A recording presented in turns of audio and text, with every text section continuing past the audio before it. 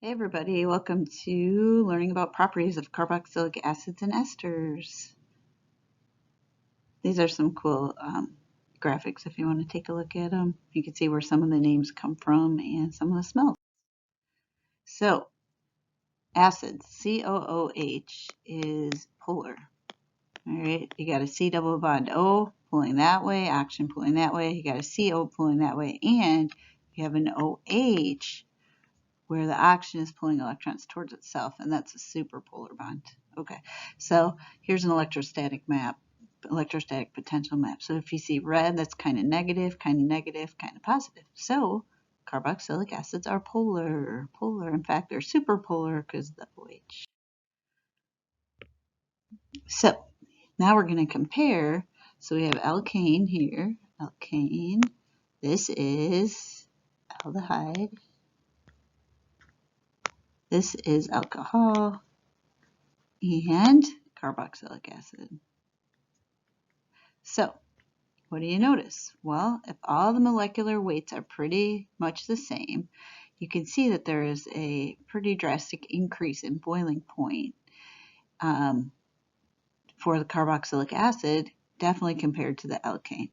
So what else is changing? Well, alkanes only have van der Waals forces, which are the weakest type of intermolecular forces. And then aldehydes are polar, so they have, so these are nonpolar. So they only have van der Waals forces. These are polar, okay? And so they do have dipole forces and van der Waals forces. Alcohols have the O bonded to the H, so they have all three types of intermolecular forces attracting them to each other. But carboxylic acids have van der Waals forces, dipole forces, because they're polar.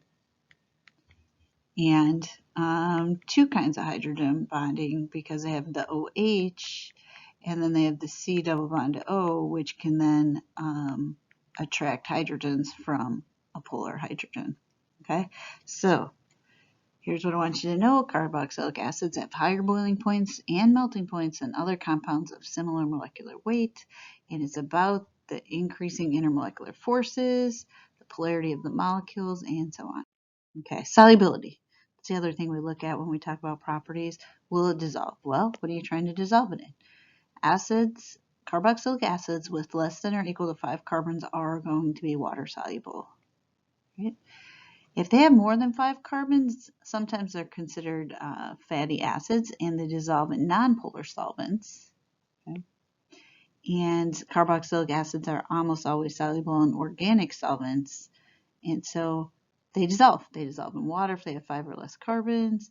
They dissolve in organic solvents, and yeah. So hydrogen bonding in carboxylic acids is a little different than just regular old hydrogen bonding because they make these things called dimers. Di for two, mers. Okay, so two molecules of carboxylic acid hydrogen bond so well that they create kind of what's like a double molecule, right? So you have the OH of one carboxylic acid attracted to the C double bond O of another, and then vice versa. So here's the C double bond O, and here's the H, the OH. So they can, those are, so it's like double the hydrogen bonding when two of those get together. So this is called the dimer, and the fact that that happens is called dimerization. Dimerization, of course, you know, because we have to have vocab.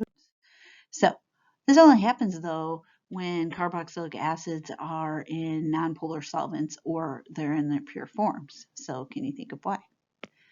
Let's talk about it. So if there's a nonpolar solvent, then there's things like carbon chain solvents around. So say pentane molecules. So say the carboxylic acids dissolve in pentane molecules. Well, pentane's not going to get in between there, all right? But if you have a polar solvent like water, then water will get in between there. And so it only happens in nonpolar solvents where the hydrogen bonding and polarity can't break up that dimer. Okay, what other properties can we look at? Okay, why are carboxylic acids called acids? It's because the hydrogen in the COOH, it's this hydrogen that makes them acidic.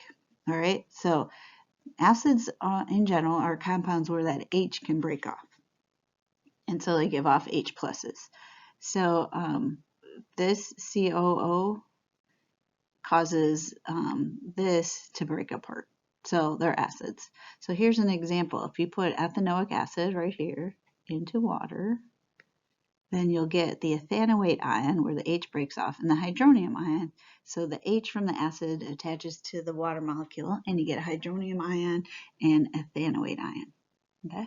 And so that's a dissociation. Dissociation is when something breaks apart into ions. Okay? So that's why carboxylic acids are called acids. So let's talk about are they strong acids or weak acids. So what makes an acid an acid? We already talked about it. It gives off an H+. All right, so strong acids. Strong acids, so this is generic for an H because acids give us H and the carboxylate ion, or, which isn't strong, just the anion that it forms. And then a one-way arrow. And so strong acids pretty much break 100% up into their ions. So every one HA goes in, you get an H plus and an A minus from it. Okay. Weak acids, on the other hand, and I could have drawn the same reaction above. The difference is the arrows. Okay, so for a strong acid, it's a one-way 100% dissociation. Okay? Weak acids, the H goes to water, turns into hydronium. The A turns into an A minus. Okay, so it does dissociate, but much less than 100%. So maybe 5%. That's even a lot, 2%. So most of a weak acid is stuck together as HAs, where most of a strong acid is broken up into its ions. Okay, so we have this property called Ka.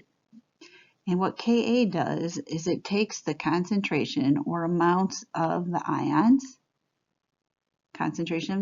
divided by the concentration of the whole molecules, all right? And so it's a ratio.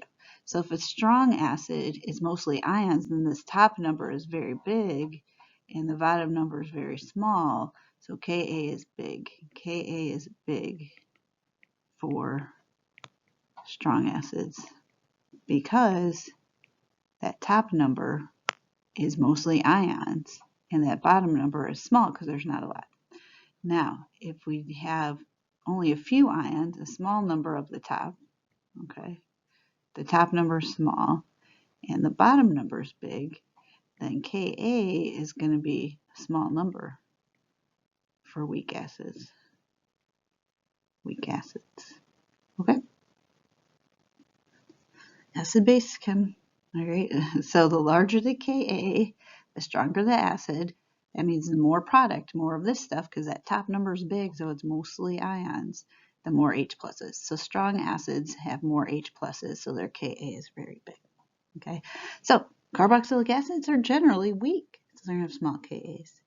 And the strength of organic acid can be increased or decreased depending on branches, which is fancy word, or substituents is a fancy word for branches. So here's a table, right?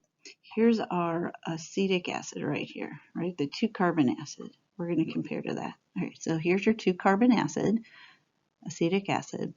Okay, so let's look at halogens. What does substituting a halogen for hydrogen do to the strength of an acid? So instead of having these 3 H's, what if we had an I, or a Br, or a Cl, or an F?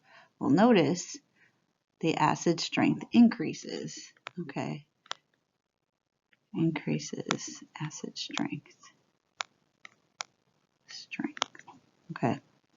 All right, so let's talk about why. So what do halogens do? Halogens are very electronegative. All right. Halogens have high electronegativity, meaning they hog electrons or pull electrons towards themselves. All right. So so they're withdrawing electron density from the carboxylic acid part of the molecule. So electrons are going towards here. So what's going to happen to a bond between O and H? Well, that's going to break more. So the OH bond breaks more when the electrons are being pulled away from the OH bond. What does that mean? That means more H pluses means stronger. Okay. Now, what if you have an electron donating group? Okay, so carbons are electron donating. So if you have another carbon here, it's going to, well, it's sort of stabilizing. It's going to keep the O and the H together don't break, doesn't break. All right, so that's not going to break. So what does that mean? That means it stays together, so that means a weaker acid.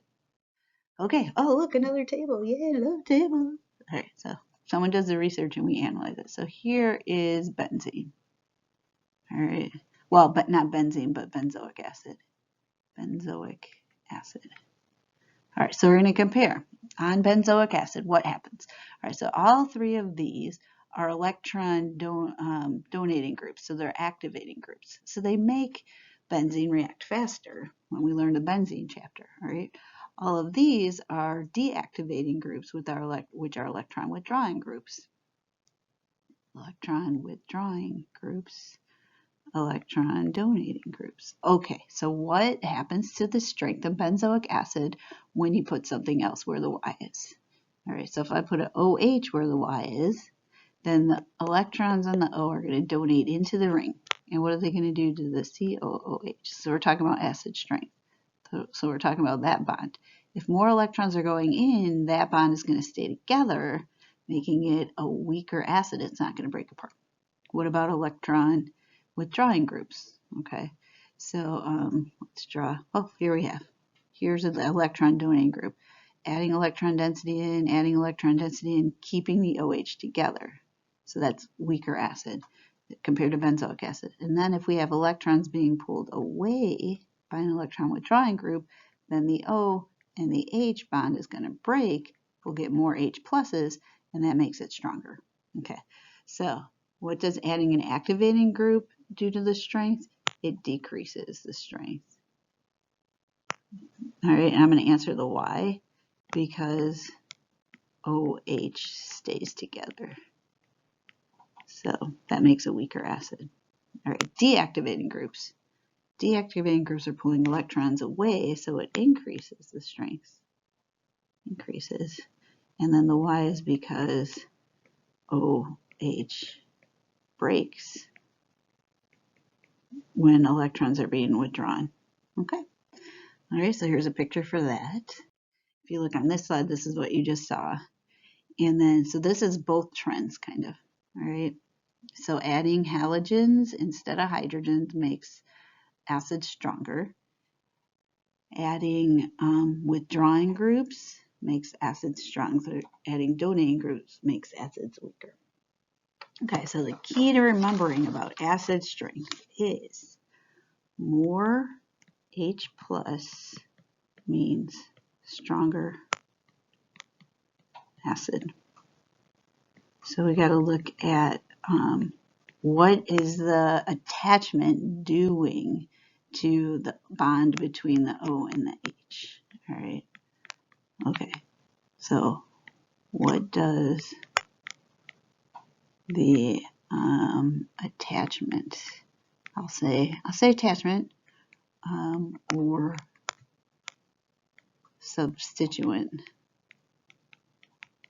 do to that bond, this bond. Okay, if it makes that bond break, then it's stronger. If it makes that bond stay together, then it's weaker. Okay. Carboxylic acids, like all acids, react with bases, so acid-base reactions. When an acid and base react, they form salt and they form water. So here's ethanoic acid right here, sodium hydroxide. They make sodium ethanoate and water. So this is a salt. Now, it's not the typical salt you think of. And if you notice, the metal is on the O of the C double bond O, because this turns into a minus and that turns into a plus. Okay, so that's where the ethanoate part comes from. Here, I'll put the other carbon out for you. All right, and so this is an acid-base reaction. Acid-base. Okay, so on the next PowerPoint, you'll get that as what do acids do. That's one reaction they do. And then this slide, we're going to learn just re-emphasize what you call the salts. Right? What do we call the salt?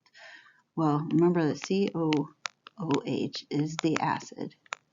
But when the H comes off and the metal goes on, you get a COO minus. And then and let's see, a cation. Oh, All right, so I put a cation with a plus charge. Okay, so this is the salt. All right, so how do we name it? We name the metal first. Name the metal first, so that's cesium. And then name, once the H comes off, it's an O8, so ethanoate. So this is cesium ethanoate. Okay, here I'll give you another. And then we'll do, yeah, good one. Okay, so this is an O8. That's okay, so that's potassium. And this is methanoate. So it came from methanoic acid and a potassium base. Okay, so here's some other stuff about acids. Some carboxylic acids that are found in nature, stearic acid. Look at how many carbons. Ooh, it's a lot of carbon. This carbon plus all those. And it's in beef fat. Okay, fat from animals is where we get stearic acid. Okay, olive oil has this acid in it. It's named oleic acid, so it has all of these carbons, and then it has a double bond in them. So this is an unsaturated acid. You can see this is saturated, and it's got a cis isomer right around that double bond. And then here's an example of linoleic acid, and it's abundant in corn oil. And so you have this carbon plus all these other carbons, and we have a cis and another cis double bond here. So this is also an unsaturated fat, unsaturated fat, saturated fat. Okay, so just some interesting stuff. 15th century, people were aware that ants were giving off acidic vapors. So you mess up with an anthill, not all ants do this, but some, and they start squirting their formic acid at you. John Ray distilled a bunch of these ants. Yes, he had to kill them and distill them to get the formic acid. But this is the carbon and the oxygen, and then some hydrogen there. So he was able to isolate formic acid. They use it for defense, but in industry we use formic acid as a preservative and an antibacterial agent. So esters, just some interesting stuff about esters. They make smells and flavors. They're all over the place. All right, plants and animals. And when you have small ones, they can evaporate and produce aromas. Okay, so you get a lot of fruity fragrances. And esters, like it's a ton of molecules that make up smells, but sometimes there's a leading role played by an ester. Okay, so I think you've seen this before because I put it in the other PowerPoints, but here's the R's. Okay, here's the R part of an ester, and here's the COO part of an ester. All right, I know it's hard to read, but here's methyl, ethyl, propyl, and then a branch one, then butyl, pentyl, hexyl. So ethyl butanoate is right. Ethyl butanoate is right here. And look, it's one of the esters in pineapples. So is methyl butanoate, right? And then here's another ethyl propanoate. So all of those are in pineapples. And so this is pretty cool. You can look at those. So if you substitute the R group in on the O8 and then however many carbons are on there, you see all these different smells. Okay, so here's one. Here's the R group. So this is propyl. And then here's the base 2. So propyl ethanoate or propyl acetate. All right, so you could do a little naming practice on here. And then here's 7 plus 1 is 8 carbons. All right, and then 2 carbons. So this is octyl ethanoate. All right. So you could play the game, draw it, and see. You have your ethyl butanoate and butyl ethanoate, and that's one of the components of apple smell. Okay, a couple other esters, COOR, so we have ethyl here, and then we have a benzene ring with amino, so it's, you could say benzyl amino, or 4-amino benzoate, ethyl 4-amino benzoate. All right, this one has an amine in it too, but we still have an ester, COOR. But benzocaine, if you've ever used some, not all, sore throat medications, have benzocaine in them. So there's I know it's hard to read, but you could look it up if you want. Benzocaine and procaine, and I was looking up pictures for that, and they had it as something they use in skin burns, but also vets use it for pain with animals. Okay. Salicylic acid is a carboxylic acid and an alcohol. And if you do a Fischer esterification on it, you turn it into an ester. So it's an ester and a carboxylic acid. Pretty cool. Anti-inflammatory, analgesic, antipyretic. Okay, which it means fever reducing. All right, so if you do salicylic acid, and acetic acid, then here's the carboxylic acid. So we're using this as an alcohol. And you notice that you get the ester over here, and the carboxylic acid part of salicylic acid stays the same. This is aspirin. All right. And then water. Okay, oh look, it's salicylic acid again. This time though, if we react it with methanol, then methanol is the alcohol, and this becomes a carboxylic acid that's reacting. So then instead of this H, you get the methyl. And this is wintergreen. And then that's methyl salicylate. Methyl salicylate.